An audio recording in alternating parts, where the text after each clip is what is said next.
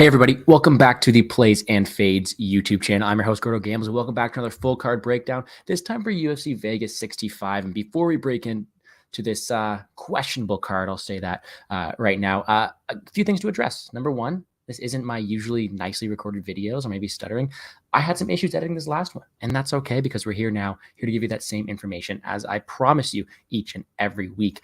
Of course, no other guests beside me. It's pretty sad, but that's okay. We're going to fly through these cards, break down every single fight from a betting and a DFS perspective. We got the week off next week for Thanksgiving in the States, I believe. So the videos will be back to normal as of 2 weeks from now. But for right now, we got ourselves a nice little fight slate ahead, and one with, I think, a lot of very good fights to target on DraftKings. So as always, I'm going to bring up the odds right here. We're going to talk about the fight from a betting perspective, but I'll be sure to give my own 2 cents on what to target for a DraftKings perspective, or at least what I am targeting from a DraftKings perspective, because definitely a lot of ways you can go about this one. But we do have ourselves a lot of fights to cover, and it's, of course, capped by a Derek Lewis fight week. One of those ones that you just definitely want to target on DraftKings. And Derek Lewis is the king of knockouts, most knockouts in UFC history, but he hasn't been that same guy I've grown up with. If you guys have been following the channel for a while, you've known that the number one rule is never bet against Derek Lewis. And this is one where I'm very tempted to do so. So without further ado, 12 fights to get us started. Let's start off in the very first one in the 125 division for women's. Natalia Silva, 13-5-1, and Teresa Bleda, 6-0. This is a very interesting fight. Of course, you have Natalia Silva opening up a bigger favorite than she is now. And actually, if you guys follow me on Bet MMA Tips, I did lock up a shot on the underdog. And this is pretty simple for me.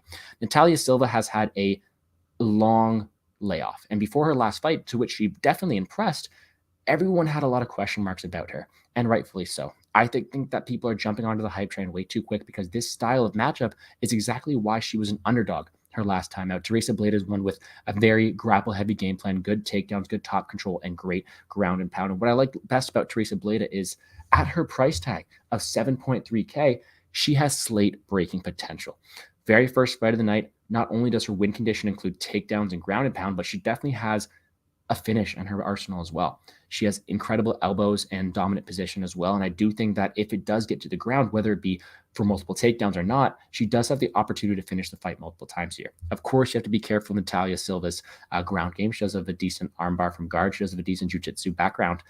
But I do think that the game plan of Bleda is going to include takedowns and control time and put her up against the clinch, all the stuff that makes that this line is just a bit too wide.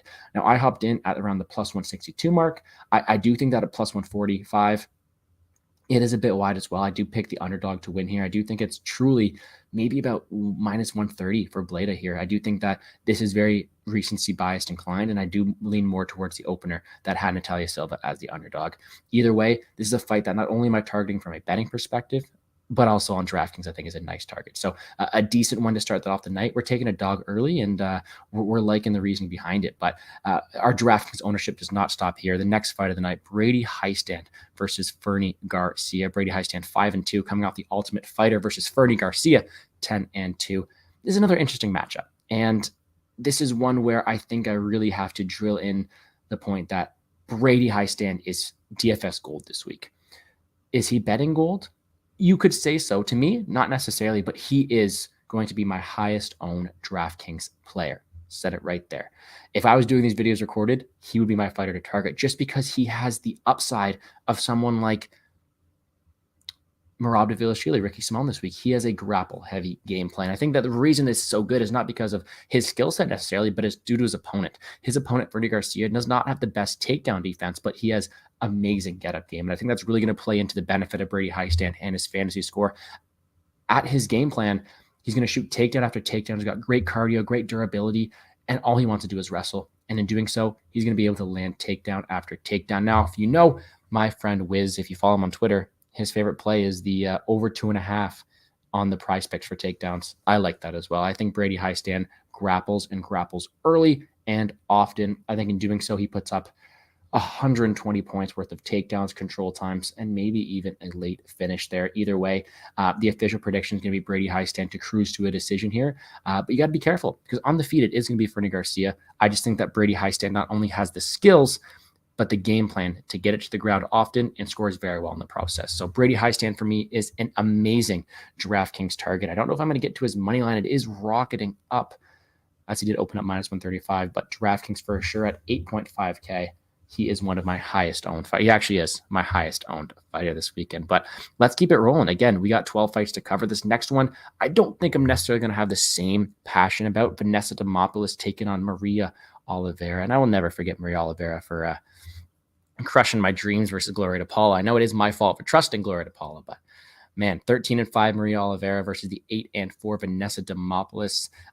This is not a fight I will be betting. This is not a fight I will be taking a side on, but as a fan and as a DraftKings player, the lean will be Vanessa Demopoulos, not only because her win condition scores better, in my opinion, but I do think she has the tools to get it there.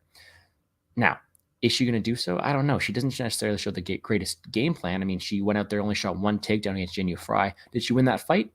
Yeah. And she was able to do so, but I do think if she wants to win this fight, she's going to have to be more active with the grappling.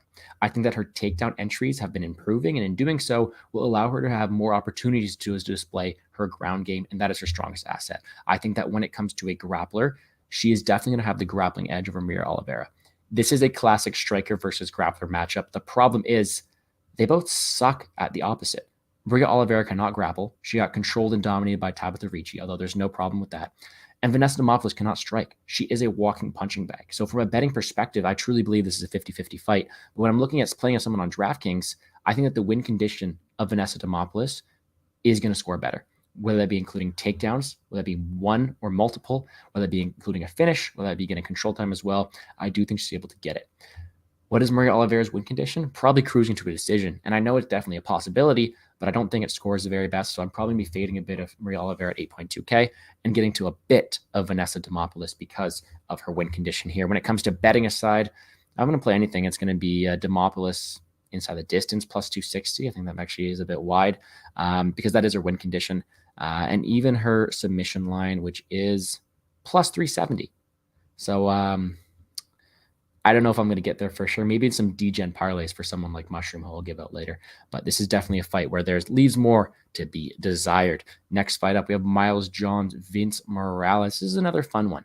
Miles Johns coming in on short notice. He is 12-2. Vince Morales 11-6. And I'm not the biggest fan of the skill set of Vince Morales. I think that he has certain tools that are going to help him win certain fights. And I say that carefully because he did beat Lewis Smoke because he does have a very powerful right hand. But what I'm trying to say is I think Vince Morales has a lot of flaws in his games. And I think that someone like Miles Johns has all the tools to get it done.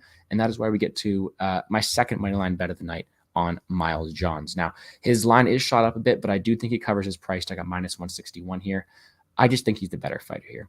It does scare me that he has been a bit shinny. It does scare me that he's been on short notice, but not only does his game plan include leg kicks, but also includes grappling. And those are the two biggest deficiencies of Vince Morales. And I think that in a 15-minute fight, he does have the skill set to go out there and implement his whole arsenal, which I think he does this week. Now, we haven't seen him shoot many takedowns. I think if things get dicey with that right hand of Morales, he's able to do so and wear on Vince Morales throughout the stretch. I just think that on paper, it is a horrible matchup for Vince Morales, and I hope that Miles John comes in with the right game plan. That's from a betting side of things. DraftKings-wise, do I think he scores the best 8.4K? I think it's hard for me to get to him. Right above him, you have Brady Hiestand, who I already told you is my highest owned fighter. Below him is Salikov, who we'll talk about later, who also has a decent upside. I think that as Miles Johns wins this fight at a very high clip, his win condition could involve leg kicks for 15 minutes. We don't know if he's going to shoot a takedown. It'd be wise for him to, but we don't know. And for that reason, I'm not necessarily getting to him as much as I want to, but I'm definitely getting to him more than I am Vince Morales. If I'm making a completely contrarian punt play lineup, Vince Morales will be in it, though, just because his win condition is probably finding the chin of Miles Johns. Either way, I'm taking Miles Johns' money line from a betting perspective, but I think there are better options on DraftKings this week.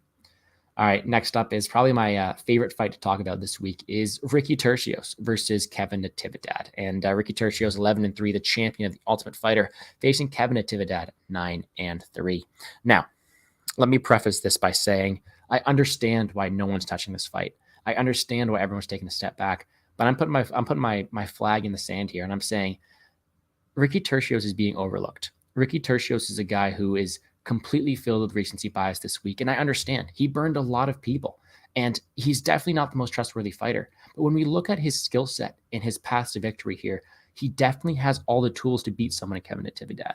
I think that not only does he have the volume upside, but he has the cardio, the durability, and maybe even some grappling in his back pocket. I truly think that people are overlooking him due to his last fight.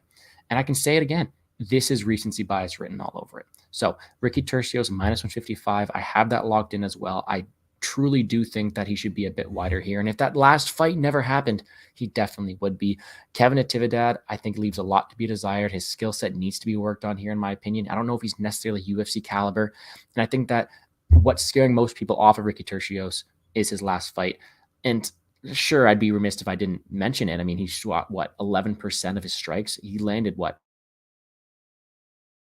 25 out of 250? Embarrassing, and I get it. But the overall skill set of Ricky Tercios is much better than that one of Kevin Natividad. And for that reason, not only will I be playing his money line, but he's also a decent option on DraftKings. Why, you may ask? Well, he still threw 250 strikes last time. Did they connect? No, but that's against a very good counter striker named Sahabi. I think not only does he change his game plan, but against someone with weaker striking defense in Kevin Natividad, he's able to not only land at will, but he's going to implement a very, very pressure-heavy game plan with also some decent ability to finish the fight later on. I think he has better cardio on the spot as well. So I think that Ricky Tercios is the all-around better fighter, and I think is a very, very viable moneyline bet or DraftKings bet as well, if you have the stomach to handle this one, because it is a tough to trust a guy in Ricky Tercios, but I do think that he will get it done pretty convincingly, and I'm not shying away from his last fight. I do think he wins this fight at a pretty high clip. So that's the interesting one. Of course, a red flag in me is betting on Ricky Tercios, but I do think he gets it done pretty convincingly. Next fight up, Jennifer Maia versus Marina Moroz. This is another interesting one. And Jennifer Maia, 19-9-1 former title challenger, facing the 11-3 Marina Moroz. I do think this is a very similar matchup as the last one. Recency bias written all over it. And although Marina Moroz does have a very good skill set here, I don't know if I can trust her at this price tag over someone in Jennifer Maia. Minus 192 or a former title challenger. And although Maia has had her deficiencies, she's been fighting the best of the best. Has she been fighting the best of her capabilities? Probably not, but going up against that upper echelon of division, she is getting improved work out there. She is improving her skill set, and this is a big step down.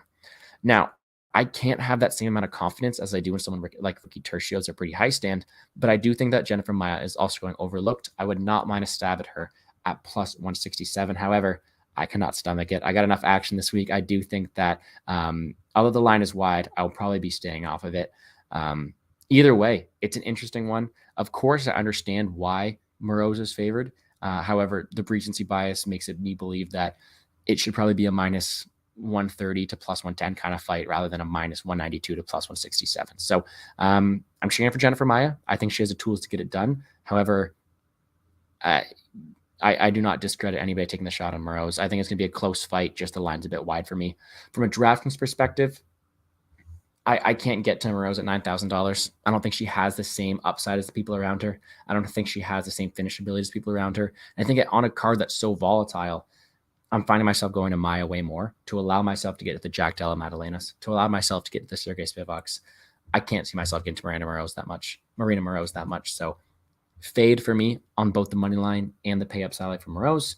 The pick will be Jennifer Maia. However, I do not have any action tied up in it earlier. So if anyone wants to convince me, feel free to DM me on Twitter there. Next fight up, an interesting one. Charles Johnson versus Zhalgas Zhumagulov. Charles Johnson coming off of a nice fight against Mikhail Makayev. Definitely fed to the wolves there, but 11-3. He's paid his dues. He's here in the UFC, and he's finally got a matchup he can do well against. The 14-7 Zhalgas Zhumagulov is one who has struggled a bit in the UFC, but is getting no easy task here. And I think this is one where I know a lot of people are saying dog or pass. I don't agree. I actually think it's favorite or pass here. Is the line a bit wide? Potentially, but you cannot tell me that Zhalgas Zhumagulov has not only a better skill set, but also has more consistency than Charles Johnson. I think that not only that Zhalgas fights down to the level of his competition, but he's in for someone who just will not quit, will be a dog, and I like to bet on these dogs. Johnson is a guy who is going to stay in your face, who has very good strike, in my opinion, and very, very good get-up game and durability. And I can't trust Zhalgas to go out there and wrestle for 15 minutes. He showed a bit of gas his last time out, and I don't think that, although it maybe was a close fight against Jeff Molina, I think that Charles Johnson will punish you a lot more if you are just diving on those double legs like that from so far out. So give me Charles Johnson, but pass for me on a drafting perspective from both sides. I think this fight ends up being a 15-minute kickboxing bout with Charles Johnson stuffing the takedowns, keeping him at range, and in doing so does not score very well on DraftKings. Add in the fact that he's sandwiched between Tercios, high stand, and Kennedy and Nzechukwu. I'm not finding myself going to Johnson. And on Zaga's side, I can't see him getting that much success. I could be wrong, but at the end of the day, I'm definitely fading this fight from a DraftKings perspective, and I have not got to the window on Charles Johnson. The official pick is going to be him by decision. And what is that? Plus 163. I do not think I'll get there. But it is a very interesting matchup. I'm very much looking forward to. It'll definitely be a good way to see how these future fighters are going to line up in the future. Because it's a good learning experience. I can see how they're going. Just a pass for me on this spot here. But we'll keep it going to a very highly anticipated matchup. This one between a bit of a hype train here and Jack Della Maddalena, a record of 12-2, Danny Roberts 18-6. And this one feels like a hand-picked matchup. But I know a lot of people are saying how Jack Della should roll through him here. And I tend to agree. Now we have to remember, not only did I bet on Ange Loosa in the Contender Series, bad bet, completely on me, but I also bet on Ramazan Amif. And I'll own up to that. Although he did have his chance to finish it there, he did not look good. Probably a bad bet. I've learned from my mistakes. I think this is a tailor-made matchup, something that lets Jack get a win and then fight again on that Perth card coming up. And he's getting a guy who's not only going to strike with him, but who's striking defense and durability has not looked very good recently. I mean, chicken legs this whole time against Ronaldo last time out, not a good look. And I think that at this price tag, of course, it's hard to bet him, but it's definitely easy to get to him with all the live dogs on DraftKings. At 9.6K, Jack Della Maddalena will be the second highest owned fighter of mine behind Brady Highstand. I do think he has a very winnable matchup here and a very winnable opportunity to get a first round finish. $9,600. I think that he has knockdown potential, lots of strikes, first round finish potential, and it's only a matter of time before he finds the chin of Danny Roberts. Not much I'll just say on this one. I think that the inside the distance line is completely blown up. I don't know if I'd want to play that too much. Minus 200, minus 75 to win by KO TKO. I think it happens. I think that's the most likely scenario, but I don't think there's any value in playing that. So I'm just going to stick to my ownership of Della on DraftKings. Maybe put him in a cheeky little parlay with him inside the distance. But I do think this is one that is built for him to win. And I do think he gets it done pretty convincingly on Saturday. Well, we'll keep it rolling, though. Like I said, guys, I'm flying solo. I'm trying to fly through all these fights for you guys from both a betting and DFS perspective. So if you can, leave a like down below. Subscribe to the channel. We'll be back with the edited videos next week or 2 weeks from now. Andre Fiallo versus Muslim Salikov is the next one up, and we are on the main card. 18-3 Muslim Salikov, 16-5 Andre Fiallo. It was just a couple fights ago. Andre Fiallo was the hype train of the division, and for good reason. I mean, he went in, he fought 4 guys in a few months, and he did good. He did very, very good. After that debut against Pereira, he did well, but he ran into Jake Matthews, and Jake Matthews leveled up between his fights. He showed great combination, great poise, great power, and he put out Andre Fiallo. And I do think that although I've been talking about recency bias this whole time, I'm kind of playing into that. I don't necessarily think the durability for Fiallo is all there. I mean, he was rocked by Van Camp as well. And if you're going to show me that little bit of wobbliness against those 2 fighters, Muslim Salikov definitely has the tools to get it done here as well. I just think it's a very volatile matchup because the other side of things, not only does Fiallo have the 10-year youth advantage, but he's got insane power in his own right and will always walk forward and put pressure on Muslim here. So whereas Salikov has the more rounded game with wrestling, decent power in his own right, Fiallo's a dog, and I don't like betting against dogs, as I mentioned. I prefer betting on them, actually. So from a betting side of things, I have not gotten to the window yet. I do think that Fiallo is going to be the aggressor here, and I think that coming off a knockout, he may actually take more of a reluctant approach to move forward, and in doing so, not only could be a detriment to his game, but also not really play into the under that well. So I'm staying off this from a betting perspective, but I do think there's definitely value on DraftKings. I think that at $8,300, you got to get to a little bit of Muslim Salikov because Fiallo still has that hype on his name. I think Fiallo's still going to have a lot more ownership than Muslim here, but Muslim got power. He's got the ability to put him down. He's got finish potential in his back pocket, and he's got grappling to go to if he has to. I think that this could look very similar to the Jake Matthews fight on the feet with those power combinations and Salikov walking him down once he's hurt. But even at that, the minute winning ability goes to Muslim Salikov. So I think that on a DraftKings side of things, it is Muslim Salikov the way to go. Of course, I don't discredit you for picking Fiallo because what he does have is a lot of power. I'm just finding myself getting to more Salikov here, which is doable with dogs like Maya, Bleda, and the next fighter we're going to talk about as well. But from a DraftKings side of things, don't mind Muslim. From a betting side of things, I think I'm going to stay away from it. Maybe the fight doesn't go as a decent parlay piece. Actually, the fight doesn't go as minus 152. That's interesting. Definitely be something I'll have to look at here, but I'm going to be staying away from this. I think I'll try to be a bit more careful and not be so trigger happy here, but give me Muslim Salikov on DraftKings. Well, we got a couple fights left, and we got big boys for the rest of the way. Next up, Chase Sherman versus Waldo Cortez Acosta. And you guys may be wondering, didn't the 8-0 Waldo fight a couple weeks ago? Yeah, he did. And he's back, and he's taking on the 16-10 Vanilla Gorilla Chase Sherman. Another interesting matchup. And I bet the over 1.5 on the last Waldo fight, and you'd think I'd want to go right back there. Maybe, but this is such a weird fight. Why is he taking it so early? Why is he coming back if getting his legs beat up for so long? I don't know. Are they trying to fast track him to the top? I don't necessarily think so. So when you give me someone in Waldo who's going to be $9,100, who's mostly been a decision machine, I can't get to him. 9,100 for a guy who's going to probably stay at range, want to box you up. I don't think he can necessarily do that to have a clip. Now, is he fully healed? Is he ready to go? Well, he better be, because if one thing Sherman can do is he can throw with bad intentions. And I know I've been really hard on Sherman in the past, but that's against mostly grapplers. And I think that he's got another opportunity here to put the lights out someone like Waldo Cortez Acosta, whether it be with the leg kicks, with a leg kick TKO, or finding the chin. Either way, at 7.1K, there's tremendous upside on DraftKings for someone like Chase Sherman. He's got finish upside. He's got minute winning ability. He hits hard, so he's got the good optics on his side as well. And I do think that he has a good opportunity to win this fight. I think the line is very wide, with it being, minus 225. However, gun to my head, I do think that Waldo does have more minute winning ability. Is just the output, the bigger shots going to Sherman, and the recent or the quick return for Waldo kind of scares me a bit. Either way, the official pick is going to be Chase Sherman on DraftKings, 7.1K. From a betting side of things, shout out to DFS by the numbers who mentions, I think it was on Lou Betcha's props to consider the maybe bet show of Sherman finish only. That's a pretty good line right there. I don't mind that one, but I think this is a pass for me due to my pretty high Sherman ownership on DraftKings. I do think I'll be getting to him a lot at 7.1K. So it's tough for me to also want to bet him as well, because you don't want to have all your eggs in one basket, right? So probably going to play a lot of him on DraftKings and stay away from a betting side of things. And I know, where's Waldo? Well, Waldo's back in the UFC way too early, in my opinion. So for me, give me Sherman at 7.1K. And that leaves it with 2 fights left, 2 very good fights, hopefully to get this breakdown done under 30 minutes. Looks like we'll probably get there. Ian Cutelaba, Kennedy Nzechukwu. If the fight doesn't go seen at minus 260, which is always great to see when you're looking to break down a fight from a DraftKings perspective, but it's the name. Ian Cutelaba is DraftKings gold.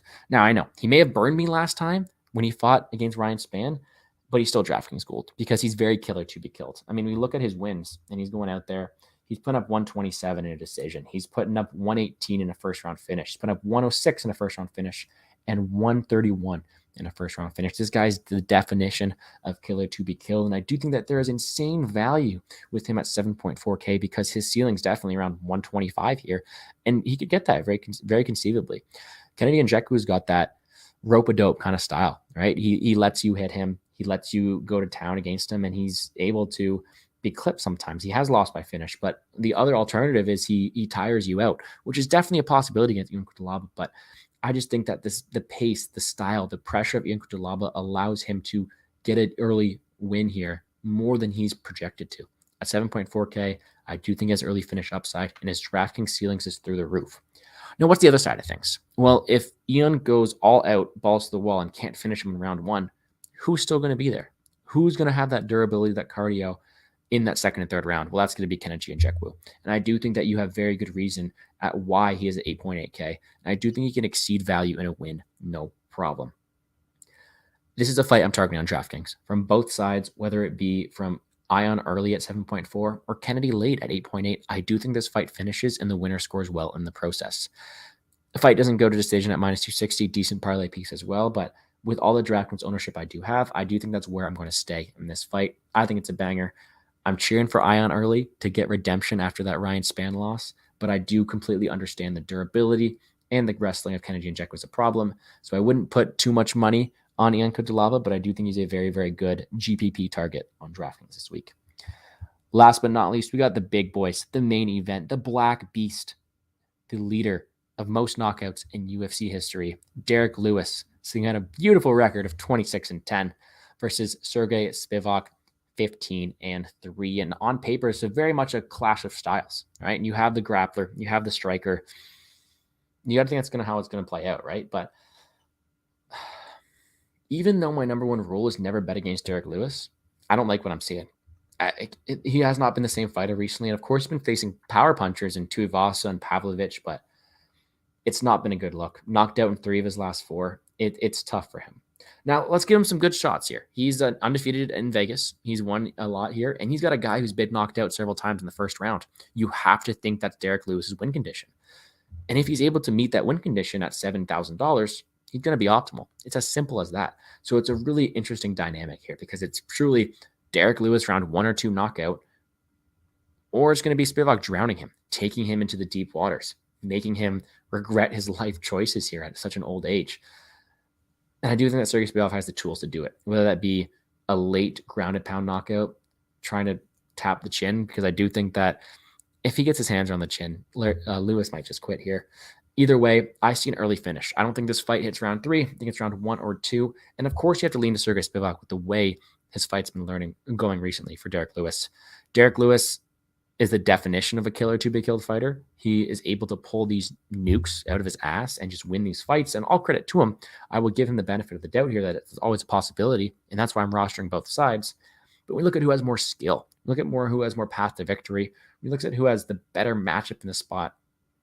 It's probably Sergey Spivak. And at 9.2K, I would not put it past him to score around 120, 130 in a win here. So the ceiling is there for both fighters. However, I'm getting to more Sergey Spivak because I do have enough underdogs to really roster him this week. So give me Sergey Spivak at 9.2. However, I will always be cheering for the Black Beast and cheering for him by first round knockout. So Lewis round 1, Spivak round 2. That's how I'm calling it right here, right now. But that's going to do it.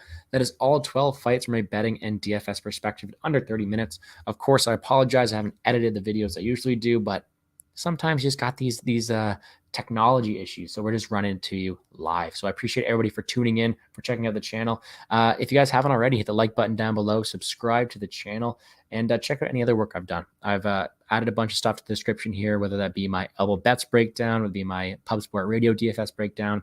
Either way, I do a lot of work for you guys, always free. So be sure to check that out. If you guys have any questions, DM me on Twitter at GamblesGordo. Always there. Feel free to message me. But with that out of the way, guys, I hope you guys have a great Thanksgiving for all my American fans out there next week. Enjoy the card this weekend. Hopefully I give you guys enough knowledge to make some money, guys. Have a good one. And yeah, thanks for tuning in.